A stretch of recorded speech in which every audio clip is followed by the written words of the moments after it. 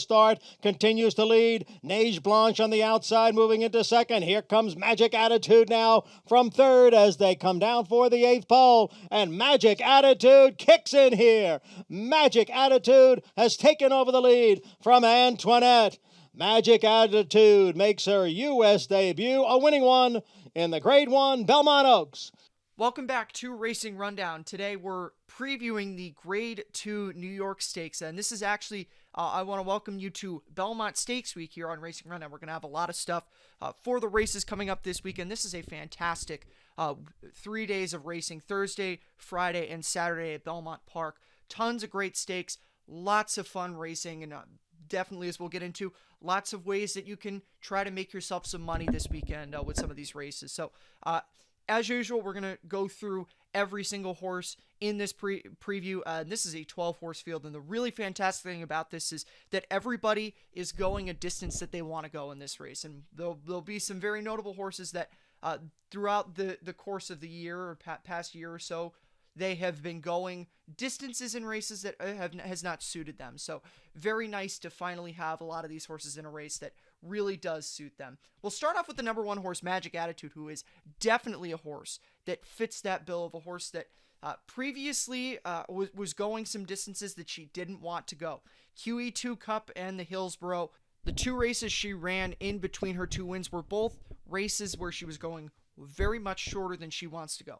Magic Attitude is a horse that is going to be very good a mile and a quarter and up. And this is a mile and a quarter. She won the Belmont Oaks here last fall. She also won the, as I mentioned, the Sheepshead Bay last out. So we know that this is a distance, and we know that this is a track surface that she loves. I think she's also going to have a very beneficial setup because you're going to have, and not that I think that there's going to be a pace duel, or pace meltdown, I should say, in this race, but there is going to be some speed that's going to be able to set her up. You have Mean Mary, and then you also have Antoinette and Always Shopping, and other horses who I don't think are going to be necessarily eager for the lead, but are going to be closer than Magic Attitude is going to be. So I think this race is going to set up really, really well for Magic Attitude, and she's going to be a major threat in this race.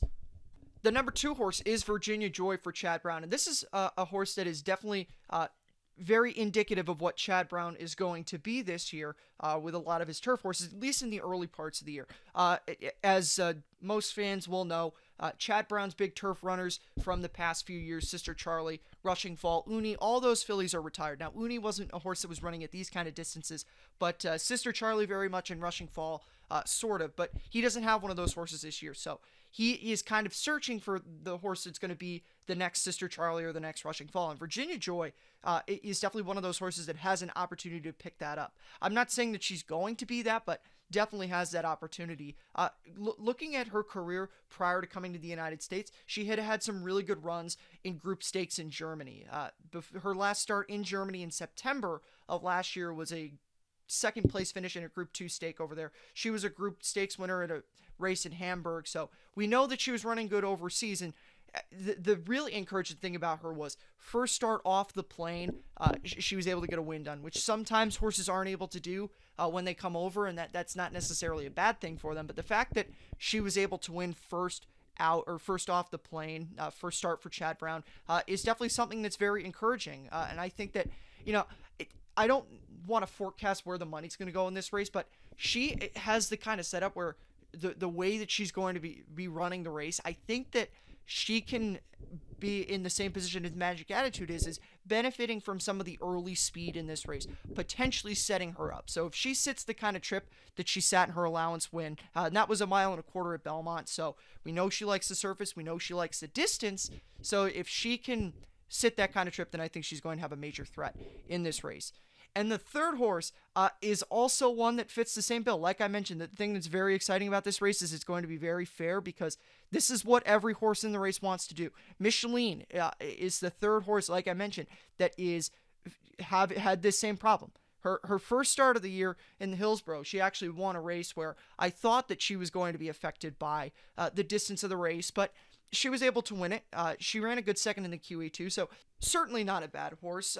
There are two concerns, though, with Micheline. And number one is the Jenny Wiley last out was certainly not a good race for her. Now, I'm very willing to excuse her for that race if we're talking about a race that's going to be run on a surface that we can predict to be dry, which I don't know that this track is going to be a good track for them. I think that it's right now at the moment in this region of the country, it is forecast to rain, which could really throw off some of these horses. This is the first time that I'm mentioning it. That you could also apply that concern to Magic Attitude and to Virginia Joy as well. But definitely Michelin, a horse who in the United States has a very not so good effort over a yielding turf course at Keeneland. I imagine that, it would be similar, if not, it could end up being a soft turf course. But the good thing for Michelin is she is going to be going a distance that she wants to go.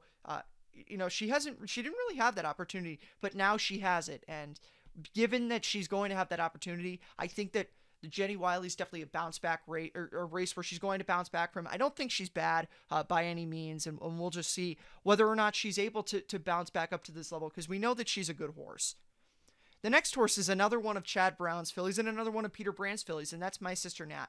My Sister Nat is a horse who is very consistent for the most part, although last couple of efforts haven't really done it for her. Going back to the fall and late summer of last year, 2 seconds in graded stakes. She was second in the Glen Falls at Saratoga, second in the Flower Bowl. She won the Weah going 1.5 miles, and then going back even further, second in the New York and second in the Long Island. So this is a filly that throughout her career is relatively consistent, and even that 4th place finish in the Sheepshead Bay was not a bad finish for her. So we know that My Sister Nat usually runs her best race. The one poor effort for her was in the Breeders' Cup Filly and Mare Turf, and I don't think she necessarily wanted to go that distance. That was 1 3/16. Probably wants to go 1.5 miles to 1.25 to 1.5 miles, as we saw with her wins, or her win in the Weah and her numerous second place finishes throughout the summer and fall of last year. So I think My Sister Nat is definitely a horse to consider. She could be at a bit of a price, but I don't know that. I don't want to guarantee that, because she has been very consistent in her career and she is trained by Chad Brown, so that could drive the money toward her. But if she is going to be the value that I think she should be at, which is around 5 to 7 to 1, then you can definitely justify using her as a kind of value play. And it's weird to say that about a Chad Brown horse, because they don't usually end up giving you much value, but I think My Sister Nat could be an exception to that rule. The number 5 horse is Harvey's Little Goyle. She's coming out of a win in her last effort in the Beaugay at Belmont Park. Going back to her efforts last year, she's a very consistent horse once again.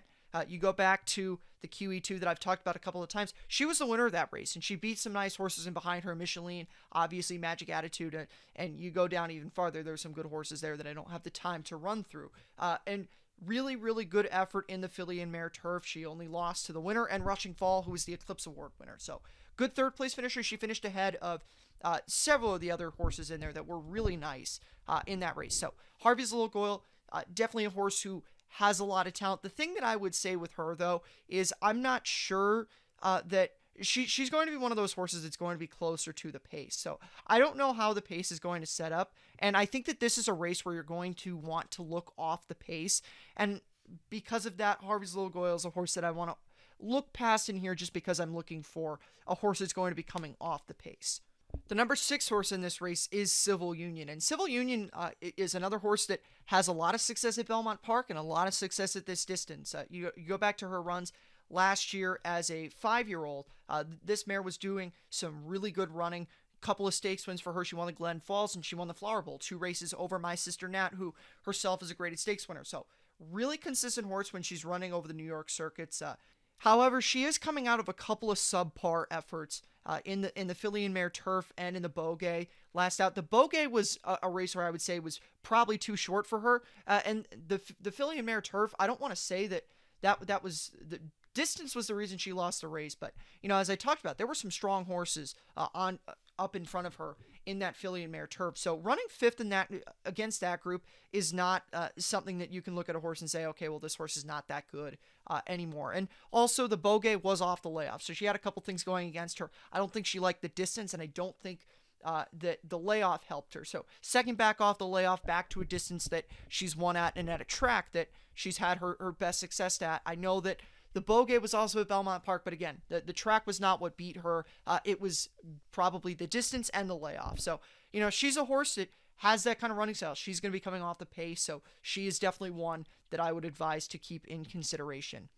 And the number 7 horse in this race is Mean Mary, who I don't want to say which horse is going to be the likely favorite, because I think there's several horses that could go off as the favorite. But Mean Mary definitely is a horse that is going to be in contention for the favorite spot. She did some really good running last year. And, you talk about some of her runs last year, very narrowly lost to Rushing Fall in the Diana. A couple of graded stakes for her. She won the Orchid at Gulfstream. The New York, she won this race last year. We know that the distance is not a problem for her. And the Filly and Mare Turf, that was a weird race for her. She obviously came back from it just fine because she won the Gallarette last out at Pimlico, not Laurel. So Mean Mary's obviously a horse that's really good.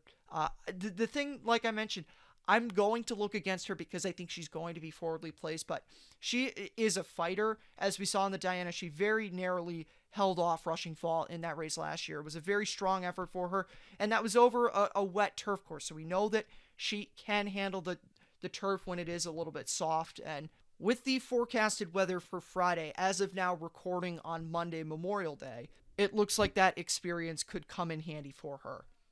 The number 8 horse in this race is Antoinette, the winner of the Very One Stakes at Gulfstream earlier this year. Antoinette is not a bad horse by any stretch of the imagination. She's run some really strong efforts in her career. She was the winner of the Saratoga Oaks. Last year, she very narrowly lost the Belmont Oaks to the winner Magic Attitude, who I gave some high praise to. She does have 2 poor efforts sandwiched in between her win and the Very One, so I don't know how trusting I am of her in this race. I also think that she is going to be relatively close, and I want to look against her because of that. But she's not a bad horse by any stretch of the imagination, and I think she will find her race at some point. Thundering Knights is the next horse in this race, and she is one that's coming in here from Ireland for trainer Joseph O'Brien. She's not a bad horse in her runs overseas. The one thing that I am going to use to go against her, which it could seem a little bit arbitrary, is this is going to be her first start in the United States. And I don't know how well she's going to run in this race, and I am not one that likes to bet horses in their first start in the United States. So for that reason, I'm going to look against her in this race. Traipsing is the next horse in this race, and she's one of 2 horses in here for trainer Christophe Clement. And she's a horse that isn't, I don't want to say she's a bad horse, but she's one that I'm going to look against because she isn't the most consistent, and I think that she's just a little bit below the other horses in this race, some of the top horses in this race, in terms of her overall talent. And in a race that's this deep, sometimes I have to be arbitrary and throw horses out because of that, but I don't think that she's a bad horse, and I don't want to say that I wouldn't be surprised if she wins this race, because I don't think that she is going to win it, because I think she is a little bit overmatched, but she's not a bad horse, and I don't want to send the wrong message with that. And the reason why I don't want to send that message is because the next horse in here, the other Christophe Clement entry, is Muta Makina. And Muta Makina actually beat her stablemate in the Long Island Stakes last fall at Aqueduct. Excuse me for that mistake. And she's a horse that, since coming over from overseas, has been relatively consistent in the United States. First start off the plane was a 3rd place finish in a black type at Belmont back in October. She won the Long Island, and then off the layoff, she was 2nd in the Sheepshed Bay behind Magic Attitude. And she was coming from around mid-pack in that race, which is probably where I'm going to want to see the horse that I end up going with in this race come from. I'm not going to pick her in here, but she certainly is a horse that could get overlooked because she doesn't have as big of a name as some of the other horses in this race, and she could pull off an upset because of that, because she is a talented horse and does have some strong runs in the United States. And the final horse is Always Shopping, who has been really good this year. She won the La Providencia at Gulfstream, a couple stakes wins in a row for her, I should say. Before that, she won a listed stake there back in December. So 2 wins for her, good 2nd in the Orchid, and then, she was 3rd in the Sheepshed Bay. I wasn't a huge fan of that race, but I don't want to say that it was bad, but she's a horse that's going to be closer to the lead, and for that reason, I think I'm going to be against her in here, just because, as I mentioned, I think that the winner from this race is going to come from either mid-pack or farther back in here, just because there is a good amount of speed in this race.